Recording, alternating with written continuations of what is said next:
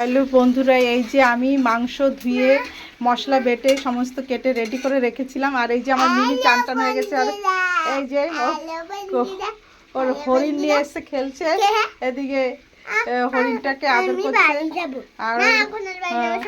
আর এই যে ও সমস্ত মশলা বাটা এই সেই করছে। ওর বাবা এদিকে গরম জল বসিয়েছে, আর এদিকে মাংসটা রান্না করছে।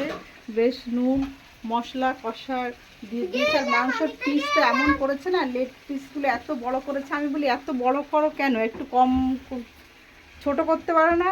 মাংসের মধ্যে তেল মশলা ঢোকে এগুলো। হ্যাঁ, লেগগুলো এত বড় বড় করো। দেখো কি বলো। হ্যাঁ, তোমাদের তো শুধু বায়না, এটাই খাবো ওটাই খাবো। হ্যাঁ, ওই প্লেটটাই খাবে, বায়না এগুলো। হ্যাঁ সেটাই। হ্যাঁ, এই যে ওর বাবা বেশ কষি টুসি রান্না করছে। জলটা হয়ে গেছে, বন্ধ করে দাও।